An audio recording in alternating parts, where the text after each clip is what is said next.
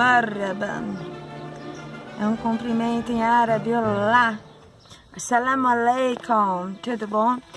Estou aqui com mais um Momento Leitura. Continuando um pouquinho mais com este livrozinho. Tá? Peguei aqui o capítulo 5º. Vê se dá pra ver aqui. Peraí. Uma geografia da sociedade. A obra de Marx, como foi mencionada, constitui uma teoria geral da história da sociedade. Ela visa dar conta do movimento social em diferentes períodos da história da humanidade, apesar de sua ênfase estar centrada na sociedade vivenciada por esse autor, tá? Isto é, a sociedade capitalista. Ao tomarmos a geografia como uma ciência da sociedade, tal teorização passa a nos interessar diretamente, pois nosso estudo abordará um segmento específico da realidade social. Como foi dito, nosso objeto deverá ser um processo social referido ao espaço terrestre. Logo, nossa teorização deverá se inscrever dentro de uma teoria geral da sociedade. É necessário conhecer os traços essenciais do movimento da totalidade social para aprender um dos seus aspectos particulares. Visualizar a totalidade para captar a parte. A categoria de maior amplitude desenvolvida por Marx para periodizar a história humana é a de modo de produção, que expressa em níveis mais geral as formas que se dá o desenvolvimento das sociedades ao longo do processo histórico. Ao contrário dos filósofos idealistas, que enfatizam o papel das ideias como motor do processo histórico, Marx vai privilegiar a ação concreta dos indivíduos reais, as condições materiais de vida e as condições gerais de sua existência. Segundo ele, a evidência tanto na ação dos indivíduos quanto nas condições em que se dá esta ação não carece de recursos de ideias pré-concebidas ou de dogmas, podendo ser captada pela via puramente empírica. A existência de indivíduos reais e o modo como elas produzem os seus meios de vida são pressupostos de toda a história humana. Nesse sentido, afirma Marx, os homens não se diferenciam dos animais apenas pela consciência que possuem, mas fundamentalmente pelo fato de que eles se organizam para produzir os seus meios de existência. Não se trata também de reprodução simples da existência física dos indivíduos, mas pelas suas próprias palavras, de um determinado modo de atividades desses indivíduos, um determinado modo de manifestar sua vida, um determinado modo de vida dos mesmos. A ação produtiva dos homens, porém, não se dá pela somatória dos trabalhos individuais ou pela reunião arbitrária desses indivíduos. A categoria modo de produção deve expressar também um outro caráter geral do processo histórico, dentro de um dado período histórico. Toda produção é sempre social, isto é, em função do grau de desenvolvimento das forças produtivas de uma sociedade, recursos naturais, técnica e instrumentos de trabalho, além da própria força de trabalho, tem-se uma dada divisão do trabalho, ou seja, uma organização da atividade produtiva que repousa em ordenamentos sociais pré-estabelecidos. Continuando.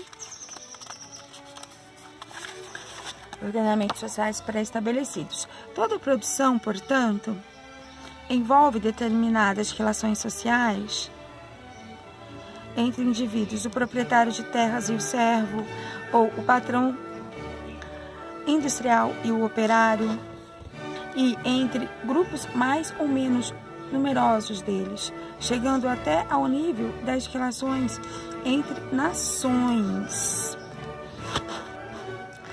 É por isso que o modo de produção está intimamente relacionado às relações sociais de produção. Quanto mais avançado o desenvolvimento material de uma sociedade, mais complexas serão estas relações. Isso significa que numa comunidade tribal primitiva em que predomina a produção de subsistência, por exemplo, estão presentes relações simples entre os seus membros e entre o grupo e os recursos naturais que manipula. Bem diversa é a realidade de uma fábrica capitalista, cujo nível de complexidade em suas relações internas e externas é bem maior.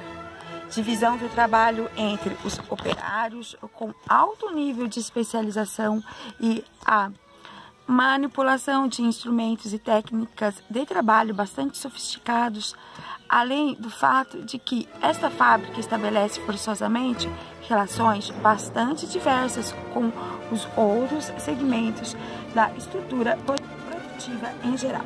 Interessante esse trecho, tá? Esse livro que mostra como o trabalho humano está relacionado com a sociedade toda, tá bom? Então, é o sistema, né? Como sistema. E a obra de Karl Marx, ela é bem minuciosa em relação a isso, a essa explicação de como se dá, né, a produção, os modos de produção, certo? E esse trechinho, vamos avançar mais um pouquinho aqui, né? Já tá com 7 minutinhos. Não se deve, entretanto, confundir os estágios das forças produtivas com os modos de produção.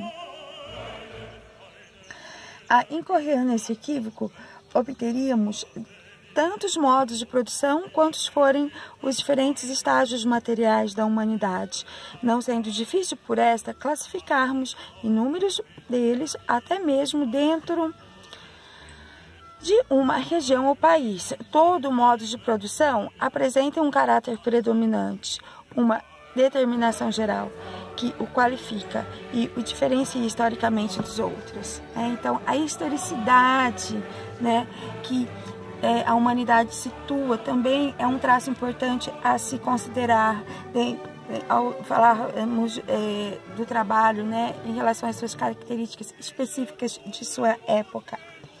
Todo modo de produção apresenta um caráter predominante, uma determinação geral que o qualifica e o diferencia historicamente dos outros. Assim, a interpretação marxista distingue claramente o capitalismo do feudalismo, com base no caráter social dominante de cada um. No feudalismo, predomina a propriedade e a atividade agrícolas assentadas nas relações de servilismo que engendrou uma classe de senhores feudais e outra de servos. O capitalismo, diversamente, baseia-se fundamentalmente na atividade industrial e complementarmente na agricultura, comércio e serviços, além da atividade financeira. Essa estrutura econômica capitalista engendrou e se sustenta, por sua vez, em duas classes sociais distintas antagônicas, que são a burguesia e o proletariado, fundamentalmente, né? Ora, como bem assinala Marx, o fato de que ocorram atividades comerciais durante o período feudal, do século XIII ao século XIV, por exemplo, e um certo desenvolvimento nas sociedades dos burgos, não significa necessariamente que o feudalismo estivesse restrito ao campo, enquanto na cidade imperava o capitalismo, tá? Então, o sistema feudal, ele não importa se era na cidade ou no campo, era o sistema feudal, né, do servilismo e tudo mais. Não existe a priori contradição entre uma atividade e outra. O comércio remonta à antiguidade, né? Então, desde que existe civilização, existe o comércio, tá? O importante é captar o caráter essencial do modo geral com que estrutura a sociedade europeia de então, qual seja o predomínio do campo das relações sociais baseadas na servidão. Da mesma forma, no capitalismo, o fato de existirem num país ou numa região determinadas comunidades ou grupos sociais cuja produção ainda se encontre num estágio primitivo de subsistência calcada em relações familiares e com um nível de consumo insignificante, não deve levar-nos apressadamente a classificá-las como não capitalistas, pré-capitalistas, feudais ou coisas afins. Importa, nesses casos, desvendar as formas dos mais das vezes sutis de que o capital se utiliza para assenhorar-se dessa produção excedente, mesmo que irrisória, e os mecanismos que desenvolve para absorver direta ou indiretamente essa força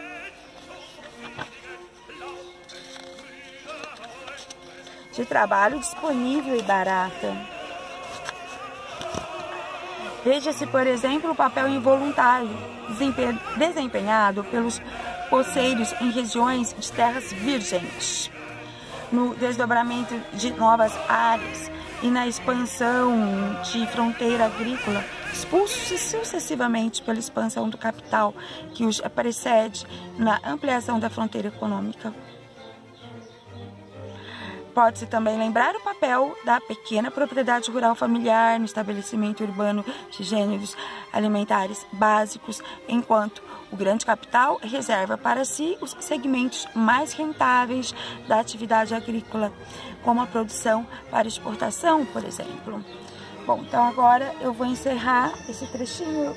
Eu parei aqui na página 64 deste livro, tá?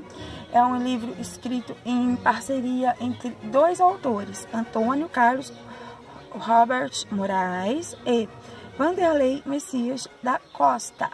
Geografia Crítica, a valorização do espaço. Editora UCTEC, 3ª edição. Vamos ver aqui o ano desse livro. Esse livro não é novo, não.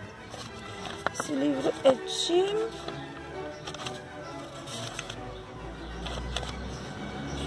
Ó, 1993 esse livro, tá? E ele é bem atual, tá? Importante pra gente se situar no nosso tempo em relação aos fatos econômicos, políticos, sociais, de produção, né? Das relações sociais, econômicas, e pensar a sociedade como um sistema capitalista integrado. Certo? E é muito interessante, sim, tá? Embora determinados grupos humanos não vivam na cidade, não sejam operários, ou não seja necessariamente um dono de uma fábrica, um operário, todos os humanos, né, de todos os confins do mundo, de todos os lugares, seja de Nova York, seja da Groenlândia, ou seja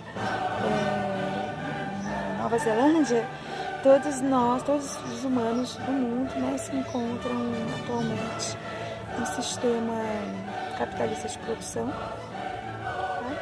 Iniciado no século XVIII na Europa. Karl Marx explica bem isso, tá? O sistema capitalista inaugurou no século XVIII, finais do século XVII. 16 e 17, tá? Com o final da Idade Média na Europa. Então, give me your like, please. Certo? Salam aleikum, salam aleikum. E até o próximo vídeo. Momento leitura. Tchau.